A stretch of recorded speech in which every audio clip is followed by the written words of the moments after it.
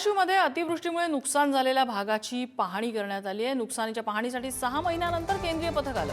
6 महिन्यांनी शेतात नुकसानाचं चित्र कसं दिसणार, द्यायचं असेल तर द्या, पण शेतकऱ्याची थट्टा करू नका, असं वादित शेतकऱ्यांनी सरकारकडे हात जोडून विनंती केली आहे। केंद्रीय पथकातल्या अधिकाऱ्यांनी चक्क काजू बदाम खात्या नुकसानाचा आढावा घेतला।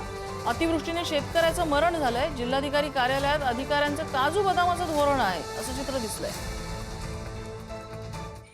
22 सप्टेंबर व 23 सप्टेंबर 2025 रोजी झालेल्या मुसळधार पावसामुळे चिंचपूर ढगे तालुका भूम जिल्हा धाराशिव येथे खूप मोठा पूर आला होता व त्याच्यामुळे शेतकऱ्यांचं अतोनात नुकसान झालं होतं। याच्या पाहणीसाठी 13/2/2026 रोजी काल केंद्रीय पथक आलं होतं व रस्त्यावरूनच पाहणी करून गेलं। खऱ्या नुकसान झालेल्या शेतकऱ्यांकडे त्यांना पाठ फिरवली व तिथं त्यांना विचारलं असता त्यांना कसलाही प्रतिसाद दिला नाही व पुढील गावाला गेले। ती पथक आलतं आमच्या इथं। पथक कसली टीम होती काय की ती पाहणी करायला आलते। त्यांनी तहसीलदार ही होते त्यांच्याबरोबर, कलेक्टरही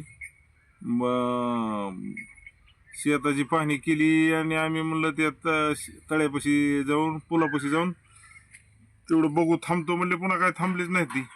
व तिथं ते बंधाऱ्याचं खरं नुकसान आमचं, ते बंधाऱ्याला फुरसानं अडकून बसल्यामुळं बाकीच्या शेतात पाणी शिरलं, सौर ऊर्जा गेली, सगळंच गेलं।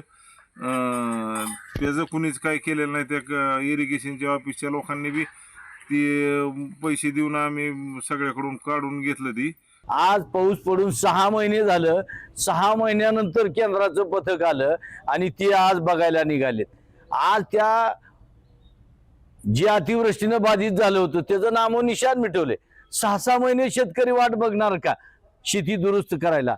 ही म्हणजे शेतकऱ्याची थट्टा मांडली ही केंद्र सरकारनं। आज आमच्या जिल्ह्यातल्या शेतकऱ्यावर अतिवृष्टीनं 5 लाख हेक्टरच्या वर बाधित शेतकरी आहेत। प्रत्येक शेतकऱ्यांनी कर्ज काढले, सोने नाणे विकले आणि जमिनी दुरुस्त केल्या आणि सगळं झाल्यावर पथक आलंय।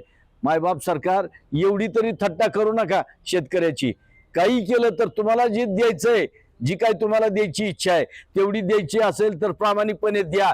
ह्याच्यावर पुन्हा येऊन पथकानं बघायचं पुन्हा करायचं, हे काय तुम्हाला दिसणार आहे?